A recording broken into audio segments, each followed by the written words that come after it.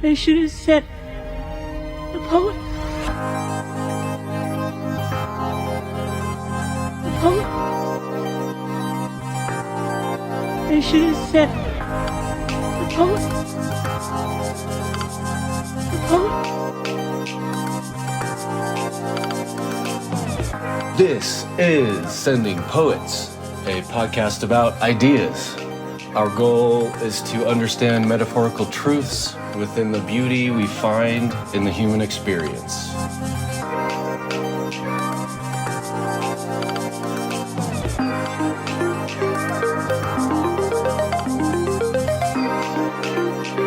Sending Poets.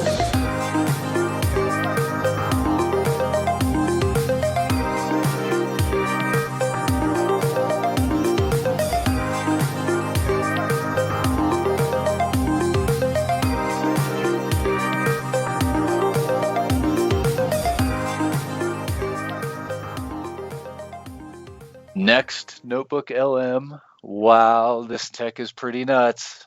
Good stuff in round 2. My name's John, and I'm here again with Bob. Hello, Bob. Hey, John. And yeah, we're continuing this NotebookLM thing. So last episode, we explained how this NotebookLM tool from Google is super cool, and you can generate a conversation with these two AI people that don't sound like AI people at all. AI voices, I guess I should say. They sound like real people. And so we generated the conversation just based on the written Pumpkinhead's data, Pumpkinhead sources. For this iteration, we added, because with NotebookLM, you can add YouTube links, and as long as the YouTube link has like a transcript, then it can use that as a data source, which is super cool. So we are like doubling down and, just really reveling in this kind of meta thing, because this next conversation that we generated includes the first Callin episode from this podcast. So, there's written source, and then there's two people talking about it. And then like, okay, what's the conversation now? And this was really cool. This was really, really cool. So I mentioned in the previous episode, the first conversation was talking about the creators. The creators came up with this story of the creator's source or whatever.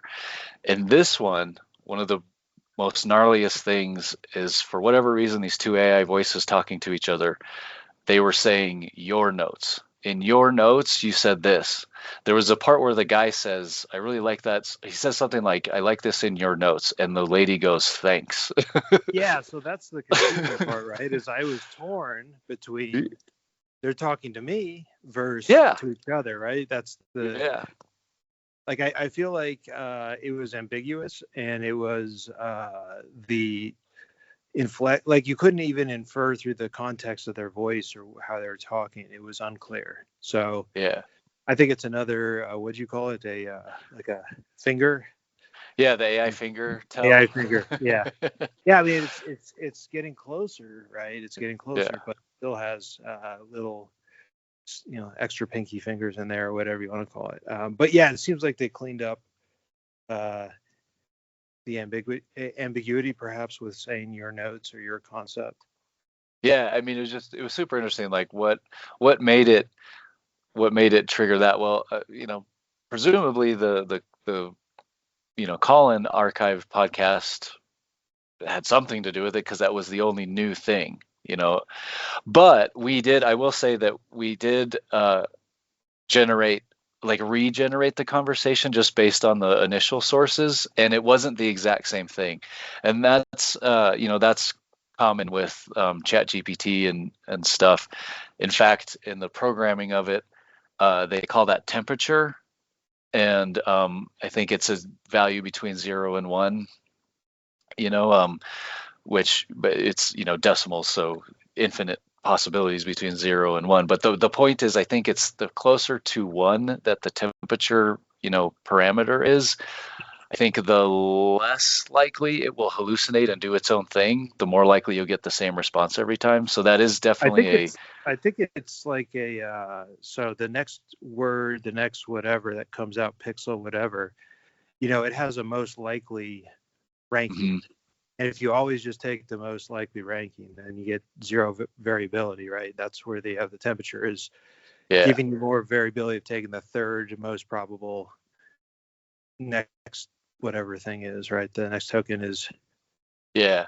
So maybe whatever. Instead of always maybe taking I the was first, you could take the fifth or the 25th or whatever, right? Get some really crazy stuff coming out. Yeah, and I know they call it hallucinating, and I by the way, I may have been inverted in the explanation. Zero is in the temperature, zero is less hallucinating, and one is more hallucinating or more creative in the responses. I can't remember which one, but anyway, like what I will say, the whole reason I brought that up is at least it doesn't seem like that's a setting we can tweak ourselves with Notebook Mhm. LM. I think that's just built in there. Yeah, so let's Um, critique the thing itself for 1 second. I mean, amazing jump in tech, and it's free, and it seems oh as yeah, it's right, it's free. unlimited. Yeah. I mean, really beautiful, rollout as far as the open concept of, we get more out of these things when we just let them wild in like an ecosystem format and just have everybody adopt it and improve it. And then, there's some downstream payoff. I know someday they're going to inject, Doritos ads into our content or, Right. like the character starts drinking Mountain Dew all of a sudden, it's like, Yeah. well, I don't remember Yeah. us talking about Mountain Dew, John. Right. That's funny. Yeah. Order your Papa John's pizza now. Yeah. That kind of stuff that's coming up. You know what But that makes me think of, and I'm sure we'll dig into this a lot more one day, but Truman Show. You know what I mean? When yeah, like all these like product placement. advertisements shows Yeah. are happening in his real life. Yeah. But anyway, Totally. No, yeah. that's the level of meta that this is going to get to at some point. Us talking about it, we just did 2-3 ad reads here just for free. So you're Right. welcome. Mountain Dew, Right. Doritos, Doritos, and yeah. Papa John. Yeah. All right. Sounds pretty good actually. But anyway, yeah. But yeah, so a couple other things I wanted to pull out that again just really impressed with the words that it spits out. I don't think any of these were directly from the written stuff. Maybe we mentioned it in the Callin episode, but the lady podcast host, she said something about parasitic alien invasion. Those are three of my favorite things. That's like a real joke. I mean, they're telling, Yeah, they real. laugh. They laugh with each other. They It's laugh like, with each other. They're yeah, literally joking, which is so like this is where you get to the level of photorealistic, image AI generation. Like they can make people, meaning images of people, look indistinguishable from what I would call like a real quote unquote image of a person. Like that's available, right? I mean, pixel for pixel, they can recreate. yeah, Uh, I can't pick them out when they do it. When they do it good, I can't personally pick them out. I don't think anybody can. And so the point is, it doesn't understand anything about the person it's making or what eyes are or mouth or nose or what it feels like to breathe or scratch your head when it itches or none of this stuff will ever go through this silicon that we call a computer. and yeah, yet here is this output. And right, so it will hammer home again and again this man behind the curtain effect. Like we have to make sure we understand that these are not understood, meaning that the AI is not understanding what it's giving us. It is just math. Literally goes back to this temperature concept of it just instead of yeah, giving you the most likely next word, give you it's got a list is my point. It's always like a list of an infinite list of the most likely thing that will be typed or spoken or laughed at, right? I mean, here's my point. It goes back to the interesting concept of making a joke and then understanding that you laugh after a joke. And two people do this, especially when they're doing a podcast. Like you see, like the fact that it was trained in it being the AI is trained into generating this exact social interaction. To me, makes perfect sense. Just like an AI generated perfect fake of a real human being, it would include imperfections, right? It would include gray hairs or whatever, bump on the nose, doesn't matter. I mean, it would make it look real, because that is what real is like. So obviously it is simulating a podcast, a real podcast event of two people joking, which I just find endlessly fascinating, that it's backing in humor through this one form of mimicry with zero understanding. Yeah. It's almost absurd. I don't know if it's almost, I think it is absurd, yeah. It is. Yeah. A couple other things that I pulled out here. I think the guy host said something about it's like a gruesome biological booby trap. I think I love that one. That was describing probably my favorite line of both of the generated podcast so far was that. I mean, that is just so, it's correct. I mean, it's on the nose. It's like very aware. It's almost at the level of, it implies understanding. Like, it's real close. It's like we're getting close sometimes, where when they make up something that's, I don't think that was ever put into the sources. That's what we're talking about, right? Right. Yeah, exactly. Yeah. Speaking of that, like, the point of view concept, again, I think there was the male host, but he goes, by the way, like, this flow back and forth, it works. It's like clear that they both know what's going on, but they ask each other in a way, like, tell me about this, like, help me understand what this part is, right? And it really flows, like, really, really well. And anyway, I think he's asking the lady host to explain this point of view concept, and she kind of explains what it is, and he goes, oh, like a jigsaw puzzle, but with perspectives instead of pieces. And I was like, whoa, like, that is great, man. Yeah. Yeah, I don't know how it gets to that level, because that is the thing, right? That is the I don't understand how it gets to that level yet. Yeah. Same with and again, we don't remember for sure, because when we recorded these Callin episodes, shit, dude, it was like almost a year ago. I should have like made a note. When did that originally come out? It was a long time ago. And we just had these archived, and we thought, hey, let's put them in this podcast feed. So we don't quite remember exactly what we talked about, but for sure, I think the lady host, she's talking about the smart twins and the choice she has to make to sort of, sacrifice herself to save, well, at least her sister, maybe everybody.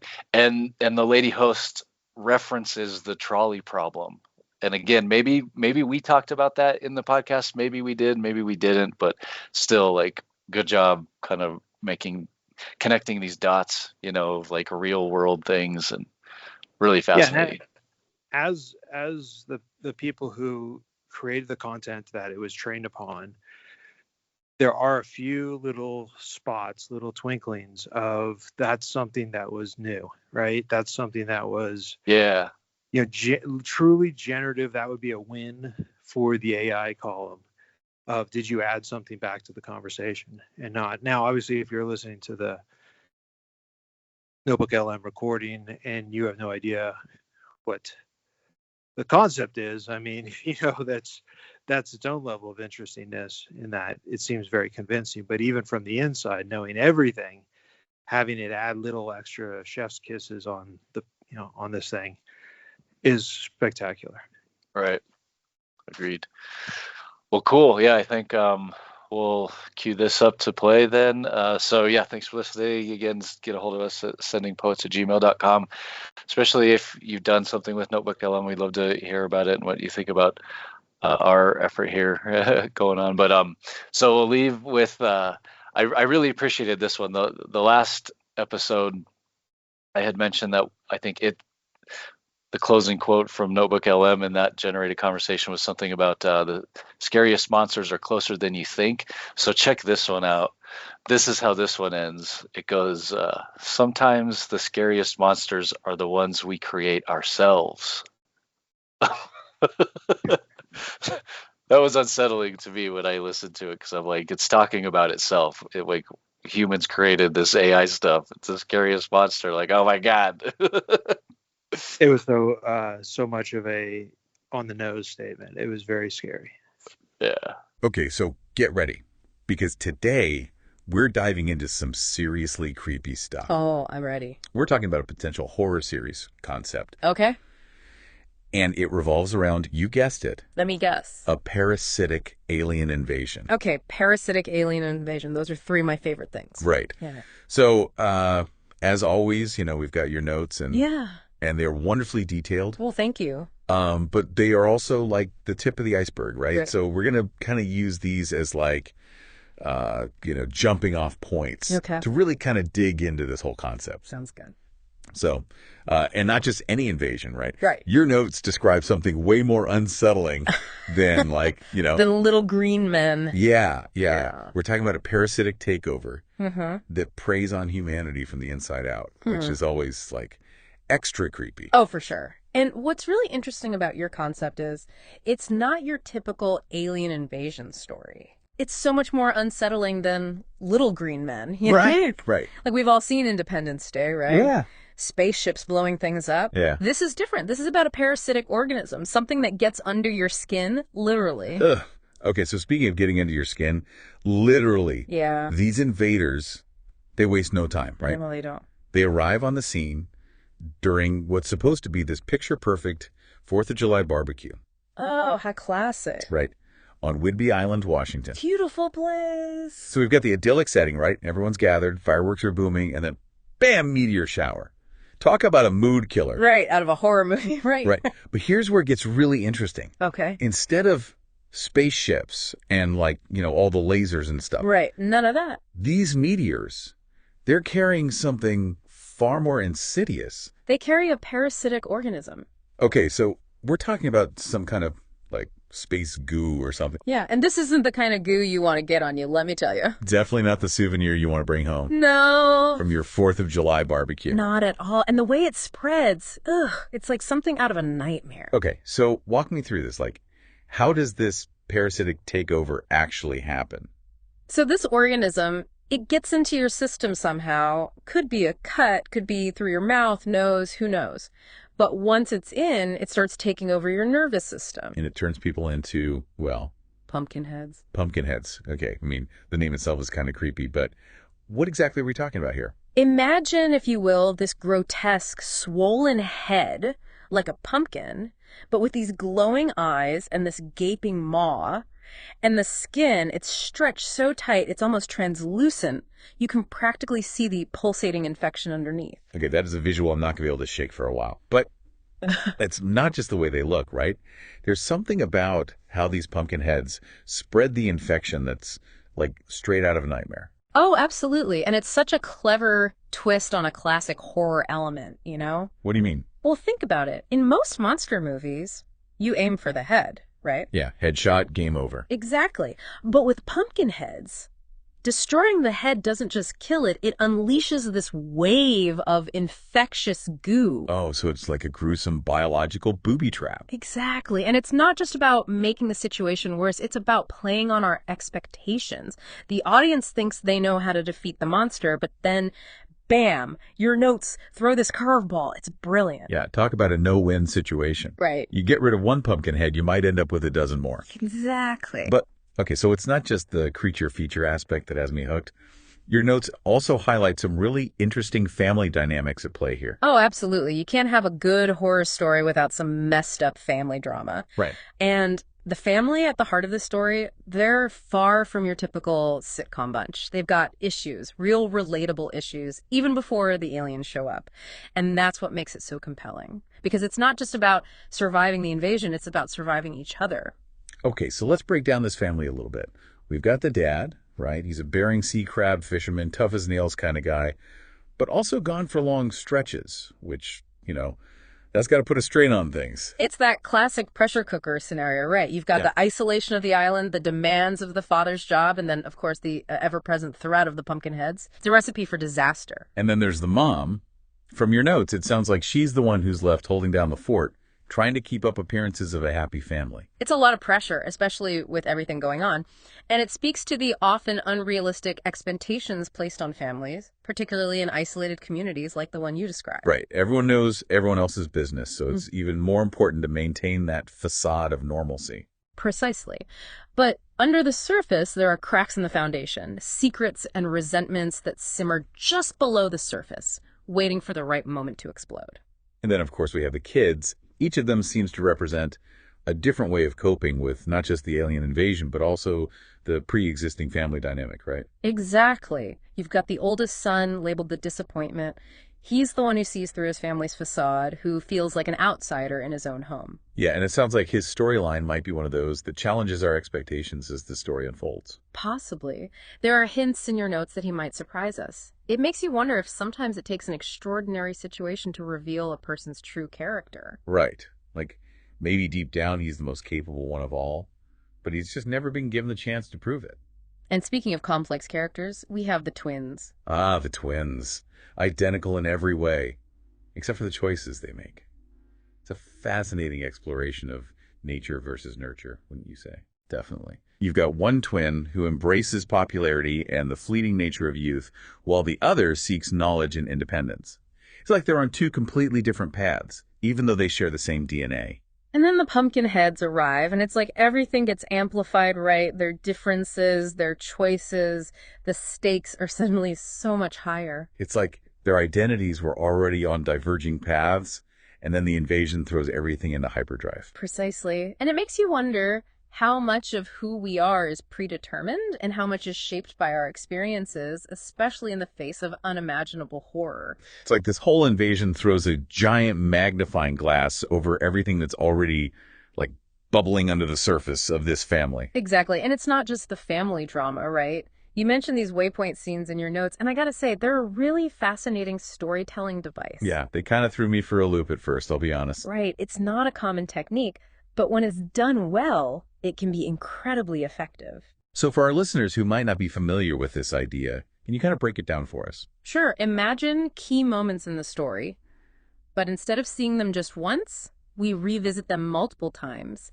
each time from a different character's perspective. Okay, so it's like getting multiple points of view on the same event, but it's not just about seeing the same thing over and over again, is it? Not at all. It's about understanding how each character's perspective, their biases, their fears, their hopes, how all of that colors their perception of what happened. So it's like taking a seemingly straightforward event, and then by seeing it through all these different lenses, it becomes something much more complex. Exactly. And it allows the audience to piece together a more complete picture of the event, but also of the characters themselves. So like a jigsaw puzzle, but with perspectives instead of pieces. I like that analogy. And you have a perfect example of this in your notes with that scene between the dad and his fishing buddy at the barbecue. Oh, yeah, right.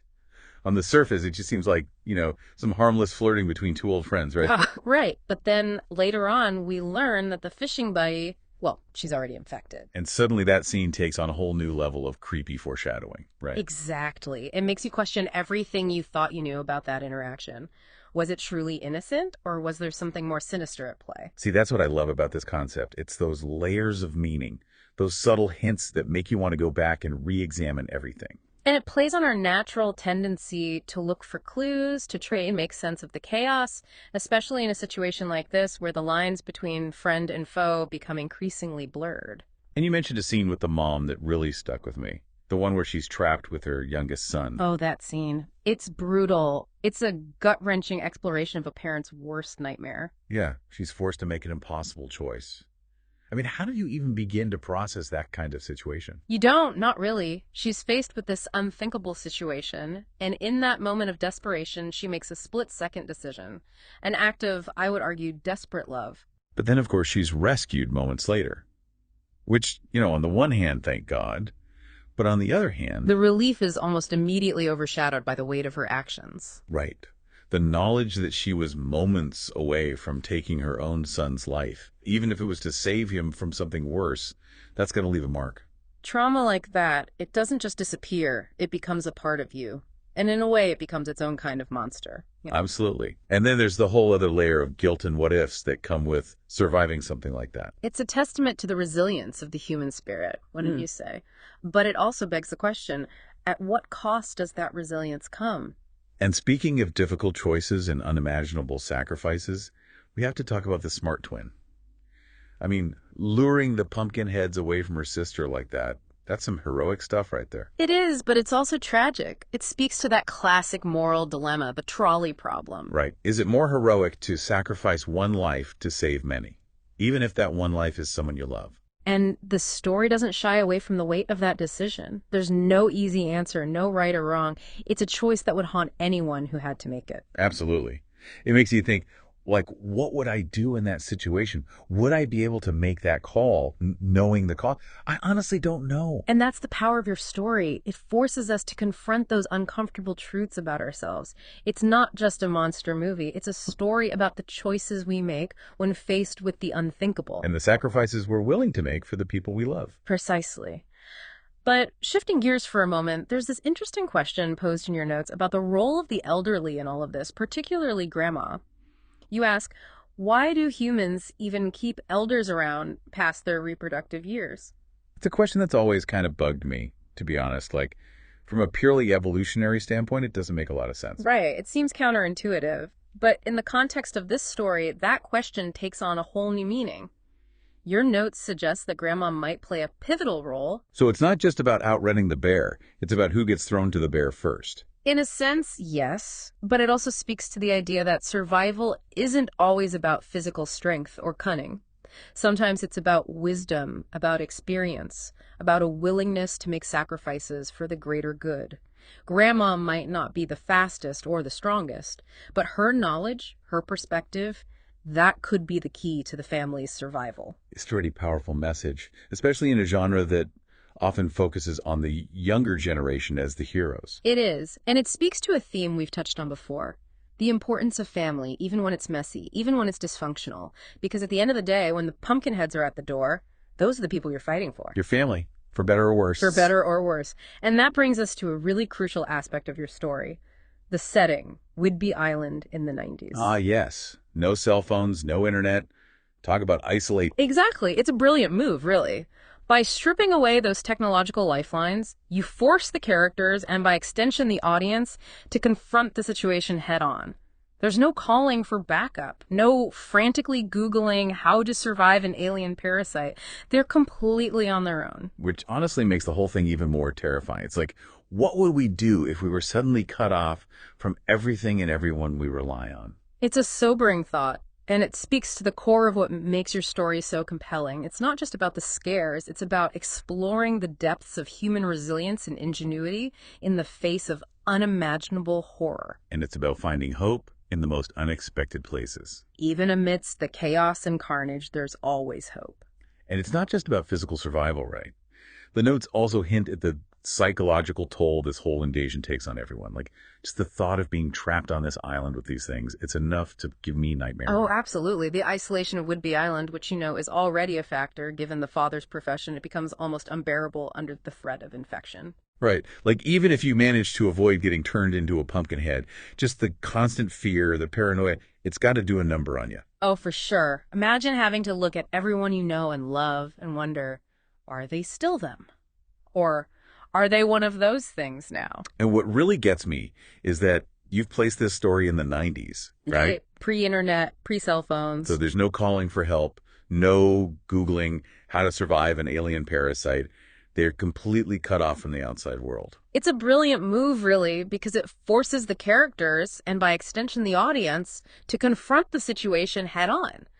We're so used to having information at our fingertips, but what happens when those resources are gone? How do we cope? How do we survive? Right. It's like our instinct is to Google everything, but in this scenario, that's not an option. Yeah. They have to rely on their own instincts, their own ingenuity.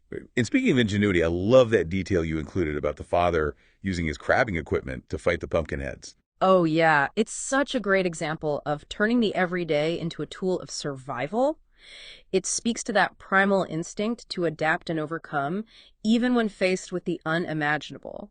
This is a man who's used to battling the elements, the creatures of the deep, but now he's facing something far more terrifying, and yet those same skills, that same grit, they become essential to his family's survival. It's like, in a way, he was always preparing for this fight, even if he didn't know it. Exactly. And that speaks to the universality of the human experience, wouldn't you say? We all have our own metaphorical monsters to face, our own internal battles. Absolutely. But it's not just about physical strength, is it? Because Right. the smart twin, for example, she's not out there, wrestling pumpkin heads or anything. No, she uses her knowledge, her intellect, as her weapon, which I think is a really powerful message, especially for a horror story. It's not always about being the biggest or the strongest. Sometimes it's about using your brain, your wits, to outsmart the monster. Right. And in her case, her knowledge of literature and mythology, that becomes her arsenal. Precisely. It's about finding the extraordinary within the ordinary, tapping into those hidden reserves of strength and courage that we all possess. And her final act of sacrifice, luring the pumpkin heads away from her sister, it's heartbreaking, but it also feels incredibly significant. It is. It speaks to the profound depths of human love and compassion, even in the darkest of times. She chooses to face her fear, to make the ultimate sacrifice in order to save her sister. Okay, so we've talked about the family, the terrifying invasion, the impossible choices, but there's one last thing we need to discuss. That final image in your notes that really stuck with me. Deception Pass Bridge. Oh, yes, Deception Pass Bridge. What a perfect location to end this story. Right, the swirling currents, the sheer drop. It's terrifyingly beautiful and so symbolic. It perfectly captures the precariousness of their situation. Will the remaining characters find a way to escape the island, or will they be swept away by the currents, both literally and metaphorically? It's a question that lingers long after you finish reading your notes. Yeah. But I think that's the mark of a truly great horror story, isn't it? It stays with you, it makes you think, it makes you question. Absolutely. It's not just about the scares. It's about exploring the depths of human nature, both the good and the bad. And ultimately, I think your story asks us to consider what we would be willing to do, what we would be willing to sacrifice to protect the ones we love. What makes us human, even in the face of unimaginable horror. Exactly. Well, on that note, I think we've done our due diligence on this deep dive. What a wild ride. It really was. As always, your notes were incredibly thought-provoking. Until next time, listeners, keep those creative sparks flying. And remember, sometimes the scariest monsters are the ones we create ourselves. Or the ones we invite in.